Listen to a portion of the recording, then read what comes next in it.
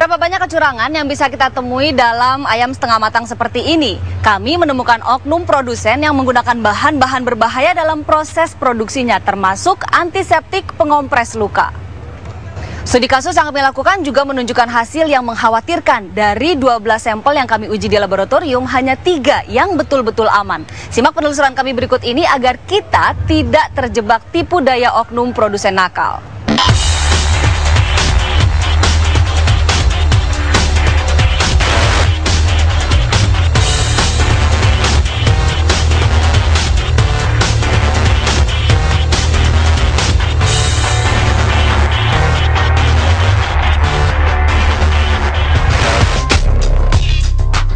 Sehari-hari Anda mungkin tak lepas dari menu makanan ini.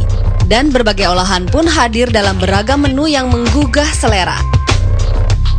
Di pasaran, kini memang banyak dijual ayam bumbu atau ayam setengah matang.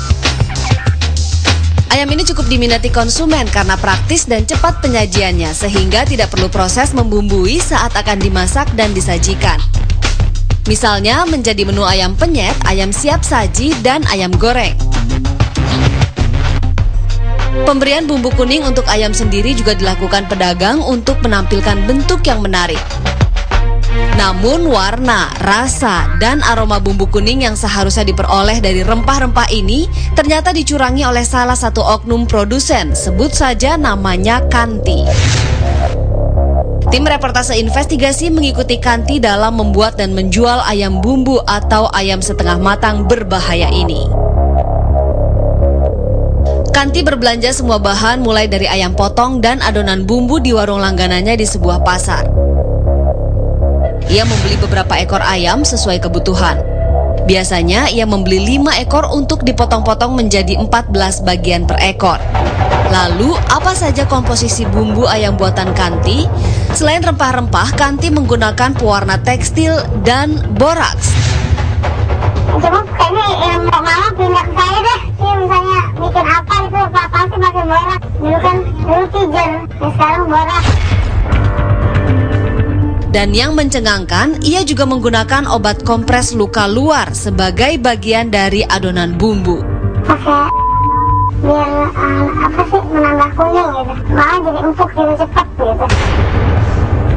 Dengan bermodal kira-kira dan pengalaman seadanya, Kanti menakar setiap bumbu rempah dan berbagai bahan kimia berbahaya. Tidak ketinggalan, Kanti juga memasukkan obat kompres luka luar untuk membuat ayam menjadi lebih empuk. Untuk mempertahankan keawetan dan daya jual lebih lama, Kanti menambahkan bahan pengawet boraks.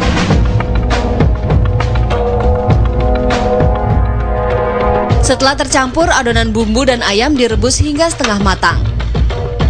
Kanti mengaku tidak perlu merebus lebih lama. Dengan tambahan obat kompres luka, proses merebus menjadi lebih cepat menjadi hanya sekitar 10 menit. Dan ayam tetap empuk sesuai keinginan. Jika tanpa tambahan obat kompres membutuhkan waktu merebus sekitar 30 menit. Kanti menyadari bahaya penggunaan bahan kimia pada makanan buatannya.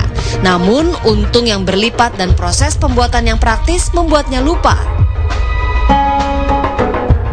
Untuk pewarnanya kenapa nggak pakai kulit? Kenapa harus pakai biarin aja biar praktis, biar cepat, simpel udah. Kanti bekerja sendiri. Ia bisa memproduksi puluhan potong ayam setengah matang berbahaya setiap hari. Kalau pas lagi rame, ya kalau lagi ada yang mesen gitu paling 10 ekor lah. Tapi kalau sepi paling 5 ekor gitu.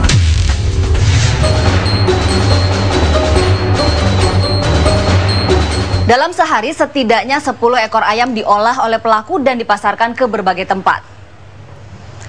Pelaku juga berkeras kecurangan serupa dilakukan oleh produsen lain. Selengkapnya, sesaat lagi. Pelaku memasarkan ayam setengah matang berbahaya buatannya ke berbagai tempat. Meski sadar apa yang dilakukannya berbahaya, pelaku bergeming dari kebiasaannya. Alasannya, tidak ada konsumen yang mengeluh dan tidak sedikit produsen yang melakukan kecurangan yang sama. Benarkah demikian?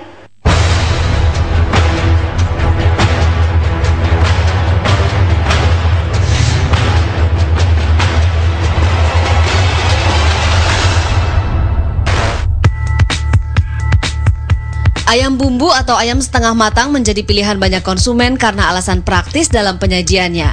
Selain itu, tampilan warna dan aromanya cukup menggoda selera. Tapi jangan mau terjebak. Di balik rupa ayam setengah matang di pasaran, ternyata ada yang berbahaya. Tim reportase investigasi menelusuri oknum pelakunya, sebut saja namanya Kanti.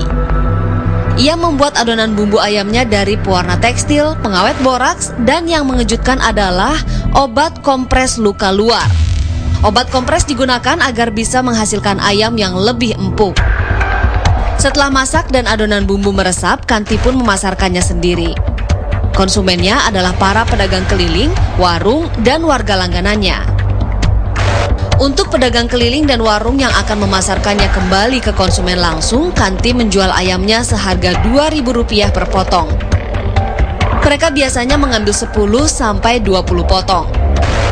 Sedangkan untuk warga langganannya, Kanti mematok harga Rp2.500 per potong. Ya paling keliling di kampung-kampung aja gitu. Saya kan punya langganan, paling coba nganter-nganterin, paling ada yang belinya ada yang 3 apa 4 gitu. Cuma kalau ini juga kan ada tetangga tuh yang jualan, kan ngambil saya dia. Konsumen, umumnya para ibu, tergoda dengan tampilan ayam bumbu kuning ini. Apalagi pengolahannya cukup praktis. Tidak perlu lama menggoreng, ayam pun siap dinikmati. Namun tanpa sadar bahaya mengancam kesehatan mereka. Meski tergolong berbahaya, Kanti mengaku ayam buatannya cukup aman dikonsumsi. Selama saya jalanin, alhamdulillah sih belum pernah ada yang komplain gitu. Nggak ada. Ini keluarga makan ya? Keluarga makan.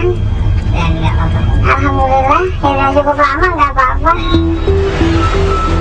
Apalagi keluarga Kanti telah mengetahui dan ikut menikmati ayam curangnya. Ya abis gimana ya, saya juga ngerasain nggak apa-apa sih. Nah kan sebelum dijual kan anak-anak dulu udah pada makan kan. Ya nggak apa-apa sih, ya udah. Jadi nggak masalah. Setelah tahu dari kami bahwa dagangannya berbahaya, Kanti justru berdalih bahwa banyak produsen ayam berbahaya serupa seperti Kanti. Ia lantas menunjuk sejumlah pedagang yang olahannya sama dengan dirinya. Kami tak lantas percaya sebelum menemukan sendiri kebenarannya. Kami lalu menelusuri sejumlah pedagang ayam setengah matang di beberapa lokasi. Kami menemukan sejumlah tempat penjualan makanan menu ayam goreng maupun bakar yang menggunakan ayam bumbu setengah matang ini. Tampilannya mirip dengan ayam buatan Kanti. Kami lantas menguji sampel ayam buatan Kanti dan sampel ayam bumbu setengah matang lainnya di Laboratorium Fakultas Farmasi Universitas Padjadjaran Bandung, dan hasilnya sungguh mengejutkan.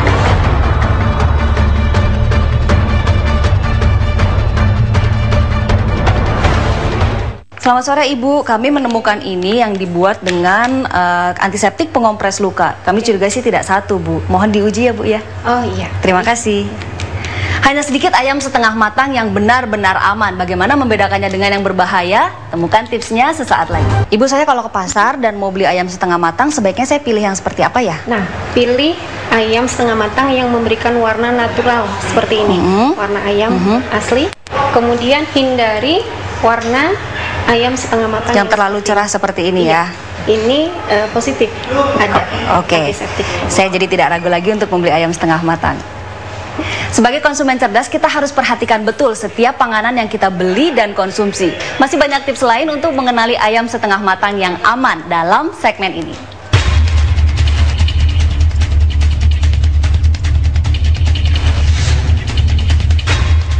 Teknik mengempukkan daging menggunakan obat kedokteran sudah lama beredar di masyarakat. Kebenarannya belum jelas dibuktikan secara ilmiah. Dan dengan cara yang sama, sejumlah oknum mengempukkan daging ayam menggunakan obat kompres luka luar. Ayam bumbu atau ayam setengah matang biasanya direbus hingga 1 jam agar menjadi empuk dan siap olah. Namun dengan menambahkan obat kompres luka hanya membutuhkan waktu sekitar 15 menit saja. Tim reportase investigasi menemui salah satu oknum itu, sebut saja namanya Kanti. Kanti menyebut banyak produsen ayam setengah matang seperti dirinya. Kanti menjualnya di pedagang keliling, warung, dan warga di perkampungan. Kami pun menguji sampel ayam buatan Kanti dan beberapa sampel lain untuk membuktikan tudingan Kanti. Kami juga menguji sampel ayam bumbu yang kami beli di supermarket. Sampel kami uji di laboratorium Fakultas Farmasi Universitas Padjadjaran. Dengan kromatografi lapis tipis itu terdapat 3 sampel yang positif mengandung obat kompres luka ya. Penambahan obat kompres luka memang bisa mengempukan bahan pangan karena secara reaksi fisika, penambahan suatu zat ke dalam air akan mempengaruhi titik didihnya sehingga semakin mudah memutuskan ikatan material daging dan menjadi lebih empuk. Obat kompres luka seharusnya tidak boleh masuk ke dalam tubuh manusia karena merupakan obat luar. Penggunaan bahan kimia yang tidak pada fungsinya bisa menimbulkan risiko kesehatan. Etasridin laktat yang dipanaskan akan berubah struktur menjadi zat lain dan membahayakan jika dikonsumsi dalam waktu yang lama. Etasridin ini merupakan sebenarnya adalah senyawa yang dapat menghambat proses pembentukan protein dalam tubuh.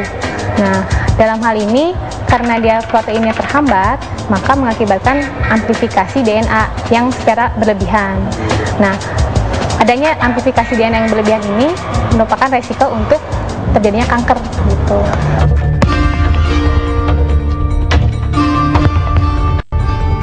Selain obat kompres luka, uji laboratorium menunjukkan 6 sampel acak mengandung boraks.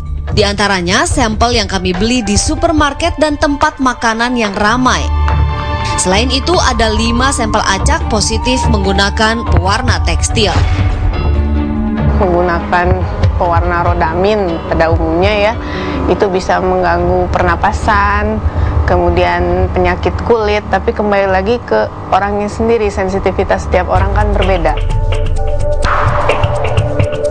Namun Anda tidak perlu khawatir mengonsumsi ayam setengah matang sepanjang Anda cermat dan berhati-hati memilih. Kami juga menemukan pedagang-pedagang jujur.